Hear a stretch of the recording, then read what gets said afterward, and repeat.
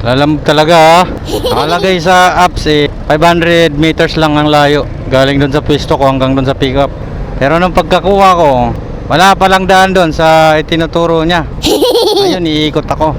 Halos 7 kilometer ang iikot bago makarating doon.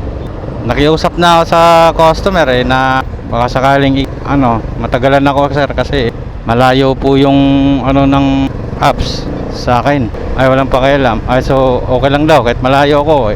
Hindi naman daw siya nagmamadali. Kaya niya naman daw hintayin. Hindi ko siya pinakiusapan na i-cancel. Sinabihan ko siya kung kaya bang magantay dahil sobrang layo ko. Gumawa na rin yun na para kung sakali ika-cancel niya. Gusto niya hintayin niya na lang daw kasi kahit hindi naman daw nagmamadali yung booking niya. So wala akong magawa kundi ituloy yung booking niya. Dito ako sa Commonwealth. Yung booking niya is nasa Capitol Hills. Capitol Hills ba yun? Dito sa may Matandang Balara. So kanina nakapisto ako sa may Capitol naman na dito sa kabila, Capitol Heights. So nung lumabas yung booking na to, so kinuha ko. Hindi ko tiningnan kung saan ba siya mismo. Tiningnan ko lang yung address, Capitol din. Kinuha ko kasi Capitol din. Nandun lang din ako sa Capitol tapos 500 meters lang. So ang iniisip ko, dito lang to sa loob. Hindi ko alam at hindi ko din alam pala na mayroong Capitol. Yung Capitol pala na yun, yung Capitol Hills dito mismo sa may, kung natatandaan nyo, kung alam nyo yung celebrity sports ba yun? Na Sure. Basta may celebrity dyan sa may Zuazwaragi Street. Napasok ng Capitol Hills. Doon pala siya. So ngayon wala na tayong magagawa. Hindi niya naman ika-cancel dahil nga gusto niya rin.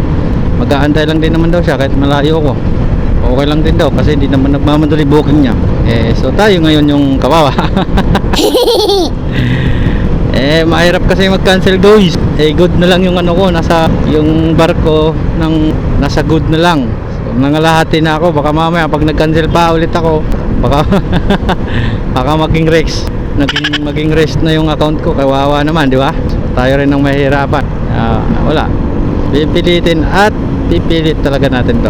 So ipipick upin ko na to. Nandito na ako sa may U-turn slot ng Matandang Balara.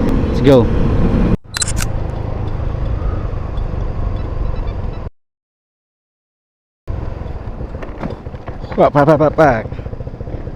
Sir, number 8 tayo.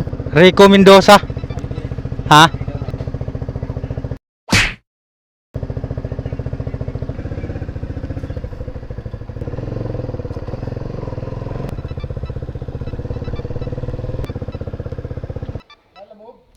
Sir, ayos pa.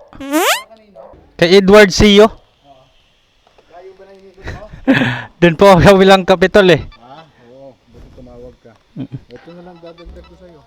Okay sir, maraming salamat po. Ka na. Thank you, okay lang sir. Wala Hindi ko rin kasi tinignan kung gaano kala.